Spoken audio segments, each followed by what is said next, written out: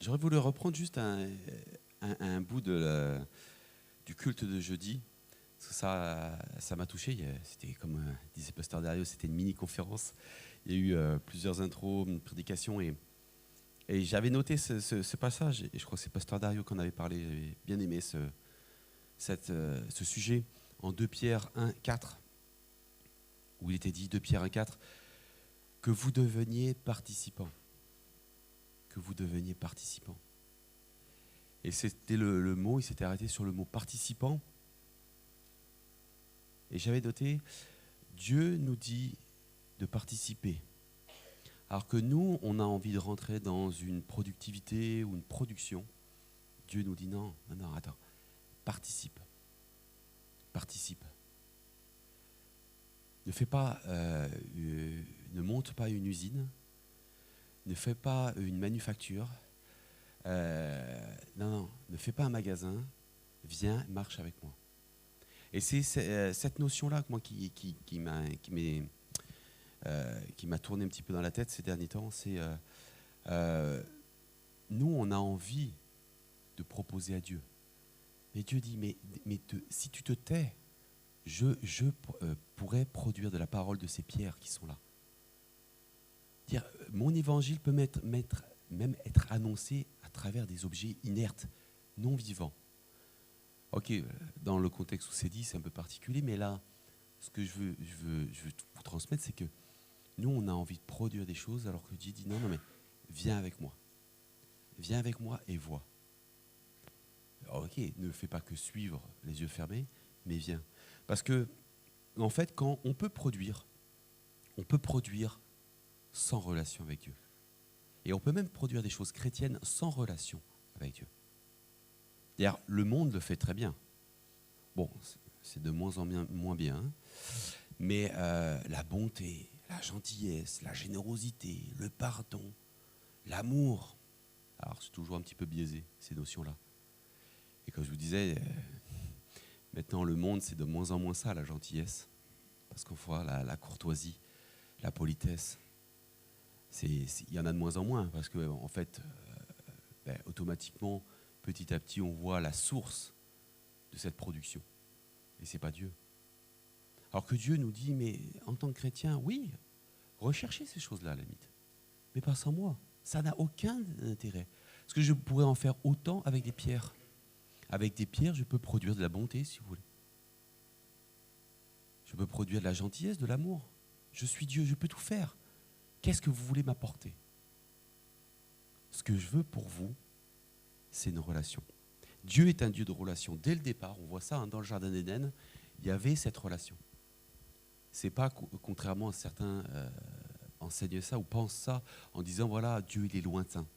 Il nous a laissé les clés de la baraque et débrouillez-vous. Et on verra bien qui arrive à s'en sortir. Hein, un peu comme dans Fort Boyard. C'est le premier qui arrive à avoir la clé, il sort, c'est bon, t'as été victorieux les autres, c'est fini. Mais très souvent, c'est comme ça. On nous présente ça comme ça, mais c'est faux. Dieu n'a pas laissé les clés, débrouillez-vous. Il a dit, je souhaite être avec toi, je souhaite vivre quelque chose avec toi. Alors bien sûr, entre le Jardin d'Éden et maintenant, il y a eu un léger dérapage. Mais le fondement est toujours le même. Le cœur est toujours le même. Le cœur de Dieu, le bien peut-être pas. Mais le cœur de Dieu est toujours le même. Il veut une relation. Quelque chose a cassé cette relation, c'est le péché. C'est la salissure, c'est la noirceur, c'est la pourriture qui s'est installée. Mais Dieu a dit, ok, mais ça, je vais payer pour ça. Donc même cette frontière qui est entre toi et moi, je la fais tomber. Alors que nous, pendant des siècles, on a essayé de faire tomber cette muraille. Hein. On pensait qu'on allait enjamber la barrière et dire, Dieu, c'est bon, je suis vers toi. Il dit, non mais attends, la barrière, moi je l'ai fait tomber. Si tu ne réalises pas que tu ne peux pas la faire tomber, tu risques de rester accroché sur les barbelés. Mais non, il l'a fait tomber en Jésus-Christ. Et maintenant, qu'est-ce qu'on fait? On se recrée d'autres barrières. Il dit, mais moi je vais fonctionner, Seigneur, avec ce que je sais de toi. J'en sais tellement, hein, comme j'aime dire, j'en sais un rayon sur toi. Bon, pour certains, c'est carrément un magasin entier, hein, parce qu'il n'y a pas seulement un rayon. Mais voilà, on fonctionne avec ce qu'on sait de Dieu, alors que Dieu dit, mais attends, rentre plutôt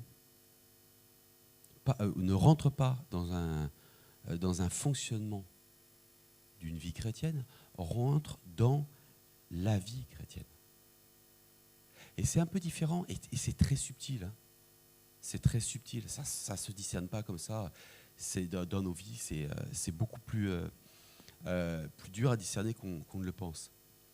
Et je sais que moi, pendant longtemps, Dieu a lutté contre moi, juste pour passer quelques minutes à méditer avec lui, plutôt que de fonctionner avec ce que je sais de lui. C'est une réalité. Mais je peux en faire, moi, des choses chrétiennes. Je peux en faire. Et on voit dans la Bible beaucoup de personnages qui ont fonctionné avec ce qu'ils savaient de Dieu. Moi, j'aime beaucoup ce personnage de Job, où il a fonctionné avec ce qu'il savait de Dieu, de ce qu'il avait entendu de Dieu. Et un jour, Dieu a dit, OK, on va profiter d'une petite situation, parce qu'il y a le diable qui me dérange avec une broutille. Je vais lui montrer qu'il a tort très rapidement, et après, on va travailler, toi et moi, entre Job et Dieu. Et au final, qu'est-ce que Job va dire? Il dit, maintenant, mes yeux t'ont vu. Je ne fonctionne plus sur simplement un oui-dire, une connaissance. Je te vois. On ne voit pas la personne qui est derrière la porte, on ne voit pas la personne qui est à 10 km, on voit la personne qui est à côté de nous. Et là, ça parle d'une relation. Ça parle d'un rapprochement de cœur, physique. Comment vous voulez aimer une personne qui a des millions de kilomètres? Ne me dites pas Instagram ou je ne sais pas quoi. Je suis désolé, ce n'est pas vraiment de l'amour. Même si ça dépanne bien. Mais on ne pourrait pas construire une relation à distance. Réellement, ça n'a pas de sens, c'est bizarre. Mais Dieu dit, c'est la même chose avec moi.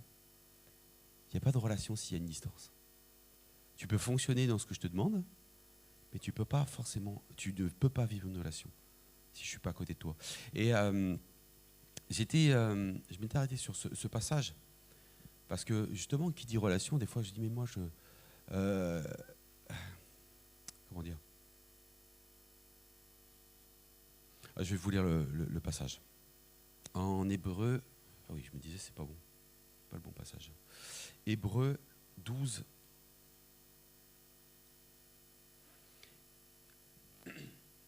Hébreu 12, 4, les versets suivants, je ne vais pas tout lire. Vous avez oublié cette parole d'encouragement que Dieu vous adresse comme des fils. Mon fils, ne prends pas à la légère la correction du Seigneur et ne te décourage pas lorsqu'il te reprend. Car le Seigneur corrige celui qu'il aime, il châtie tous ceux qu'il reconnaît comme ses fils.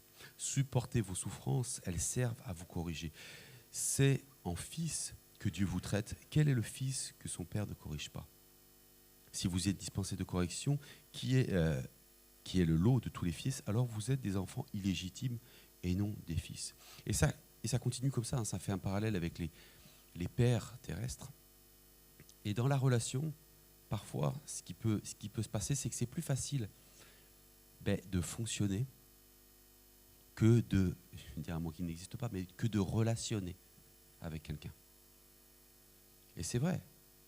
C'est plus facile, moi je me suis rendu compte, il n'y a pas ma femme si elle est là. Bon. C'est des fois plus facile de faire un petit smiley par SMS que face à face de faire un sourire.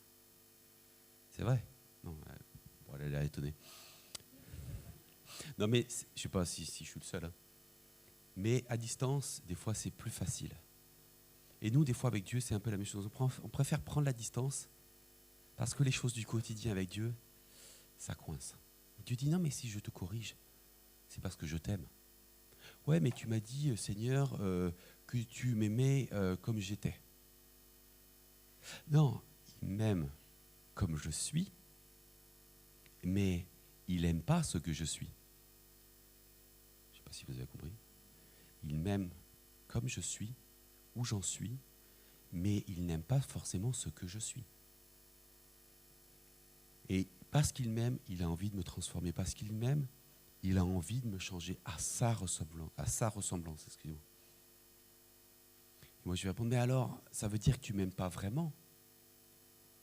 Et Dieu dit, mais si, je t'aime.